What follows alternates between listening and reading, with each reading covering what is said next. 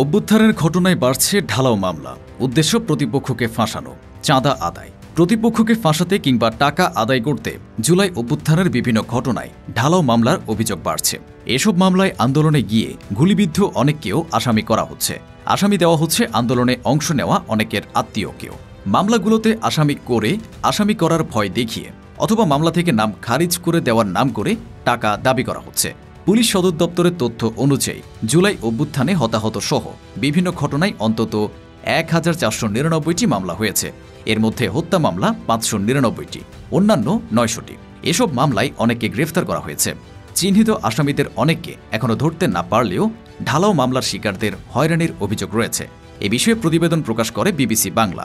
এতে জানানো হয়, ১৯ জুলাই পুরান ঢাকায় নাদিমুল হাসান হত্যা মামলায় তার সঙ্গে আন্দোলনকারী শিক্ষার্থী সুলতানা আক্তারের বাবাকে ফাঁসিয়ে দেওয়া হয়েছে। মামলা থেকে নাম বাদ দিতে তাদের কাছে টাকা দাবি করা হয়েছে। ছেলেটা আমার সামনে মারা যায়, গুলিবিদ্ধ হয়, তার মামলা আমার বাবাকে দিছে। আমি খুব অবাক হয়ে গেলাম যে এটা কিভাবে সম্ভব। উনি উঠে বলল যে আচ্ছা ঠিক আছে, ৩ লাখ টাকা নিয়ে এসেন, আমি মামলা উঠাই দিব। পুলিশের গুলিতে নিহত হওয়া নাদিমুল হাসান হত্যা মামলায় ৮৯ জনের নাম উল্লেখ করেন তার মা কিসমতারা। তবে যাদের আসামি করা হয়েছে তিনি তাদের চেনেন না।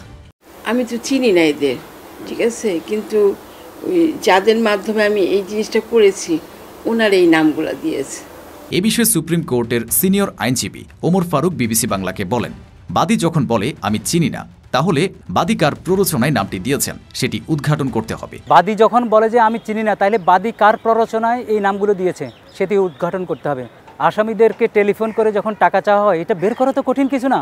অ্যাবসলিউটলি এটা মামলা বাণিজ্যের দিকে যাচ্ছে, এবং এই মামলা বাণিজ্যটা যদি ইট ওয়াজ হয়ে থাকে, ইট ওয়াজ থেকে আছে, সেটি আমরা পাচ্ছি, সেটি ইমিডিয়েট বন্ধ করতে হবে। কোনো রাজনীতির সাথে সম্পৃক্ত না হলেও ৩টি মামলায় আসামি করা হয়েছে বলে বিবিসি বাংলাকে জানান এক ব্যক্তি। তার নাম প্রকাশ না করে গণমাধ্যমটি জানায়, টাকা দেওয়ার পরও মামলা থেকে তার নাম কাটা হয়নি। কিশোরগঞ্জে জুলাই অভ্যুত্থানে দুলাল রবিদাস নিহত হয়েছেন এমন অভিযোগ এনে ২৯ নভেম্বর কিশোরগঞ্জ সদর মডেল থানায় হত্যা মামলা করা হয়েছে।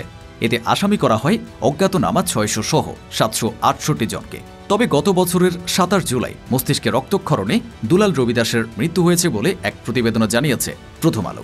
তার মৃত্যুর কারণ উল্লেখ করে সনদ দিয়েছে স্থানীয় একটি হাসপাতাল। হয়রানিমূলক আসামি করার ক্ষেত্রে অধিকাংশ স্থানে বিএনপি নেতাকর্মীদের দায়ী বলে উল্লেখ করছে প্রথম আলো। এর সাথে অসাধু আইনজীবী, পুলিশ সদস্য ও দালাল চক্র জড়িত বলেও উল্লেখ করা হয়। ঢালাও মামলার অভিযোগ নিয়মিতই প্রকাশ হচ্ছে গণমাধ্যমগুলোতে। তবে এসব মামলার ব্যাপারে এখন পর্যন্ত সরকারের পক্ষ থেকে শক্ত কোনো পদক্ষেপ নিতে দেখা যায়নি। ভুয়া মামলার শিকারদের শুরু থেকেই আশ্বস্ত করে আসছেন অন্তর্বর্তী সরকারের আইন উপদেষ্টা অধ্যাপক আসিফ নজরুল। বিষয়টি স্বীকার করে কয়েকবার বক্তব্য দিয়েছেন তিনি। ভুয়া মামলার অভিযোগ প্রমাণ হলে দায়ীদের বিরুদ্ধে ব্যবস্থা নেওয়া হবে বলেও জানিয়েছেন তিনি। যেটা চিন্তা করছি, চিন্তা আকারে, সেটা হচ্ছে এসপি সাহেব, জেলা প্রশাসক সাহেব, জেলা লিগ্যাল এইড কর্মকর্তা, ওনাদের নিয়ে জেলা পর্যায়ে কোনো কমিটি করা যায় কিনা, এবং এই ধরনের একটা ফ্রেমওয়ার্ক তৈরি করা যায় কিনা যে মামলার একটা এফআইআর করার আগে এই কমিটিটা স্ক্রিনিং করে দিবে। এটা আমাদের করতে হবে, কারণ আজকে যারা হয়রানিমূলক মামলা করছেন, মিথ্যা মামলা করছেন এবং বাণিজ্যমূলক মামলা করছেন, কাউকে কাউকে নাকি থ্রেটও দেওয়া হচ্ছে যে টাকা না দিলে মামলা করা হবে।